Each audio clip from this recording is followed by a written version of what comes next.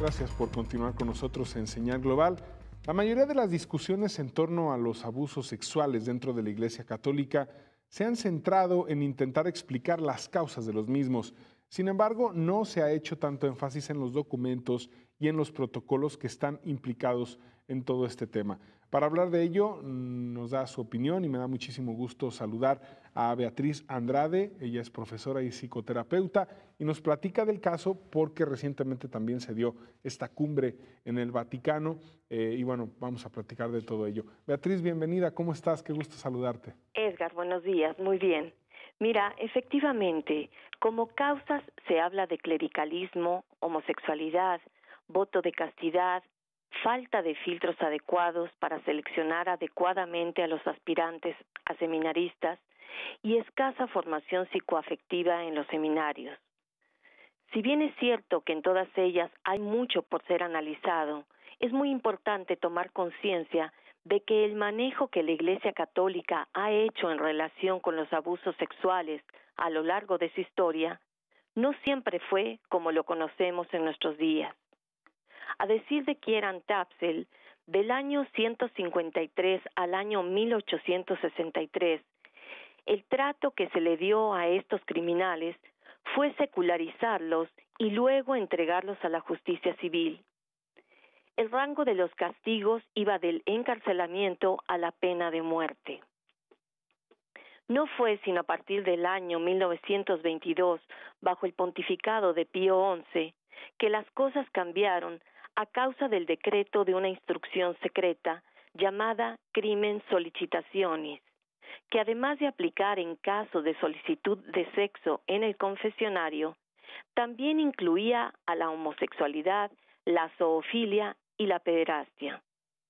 Lo anterior no implicaba que estas acciones hubieran sido realizadas a través de una solicitud durante el sacramento de la confesión. El crimen sollicitationis obligaba a que los obispos investigaran y notificaran todo a la Sagrada Congregación del Santo Oficio y a que todos los procedimientos permanecieran bajo el secreto del Santo Oficio. También se prohibía dar aviso a las autoridades civiles sin excepción alguna, y quien rompía este secreto quedaba excomulgado automáticamente. Los únicos casos de secularización eran cuando no había esperanza o casi ninguna esperanza de mejora. 40 años después, Juan XXIII autoriza a la Congregación del Santo Oficio para que edite una nueva versión del Crimen Sollicitationis con algunas modificaciones a la versión de 1922, y entre ellas está la obligación de que los perpetradores sean trasladados a otra diócesis.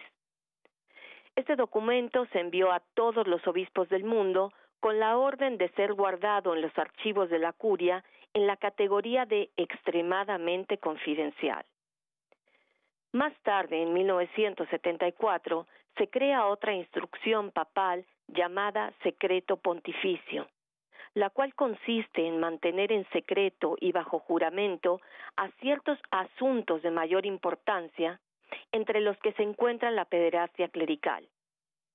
La mayoría de la curia está obligada a cumplirlo, exceptuando al Papa.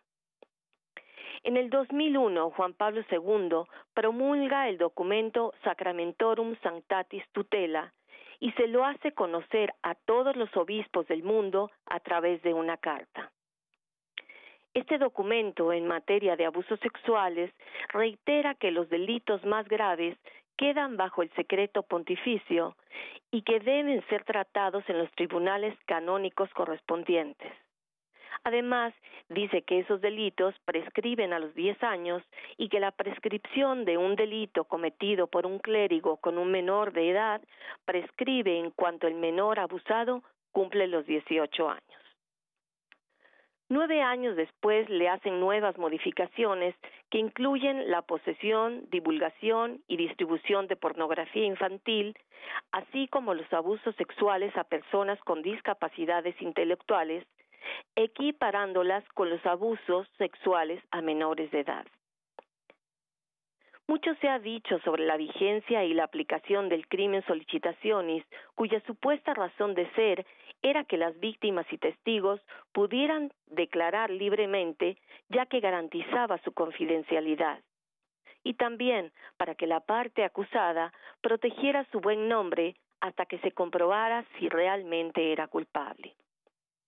Varios canonistas han dicho que en realidad el crimen solicitationis no tiene tanta gravedad, ya que era tan secreto que muchos obispos no lo conocían y que por ello es falso que se aplicara. Se llegó a afirmar que este documento había dejado de tener vigencia luego de la promulgación del Código de Derecho Canónico del año 1983. Pero si así fuera, entonces, ¿por qué la Carta del 2001 daba aviso a todos los obispos del mundo de que la Sacramentorum Sanctatis Tutela se había creado para renovar el crimen solicitationis de 1962?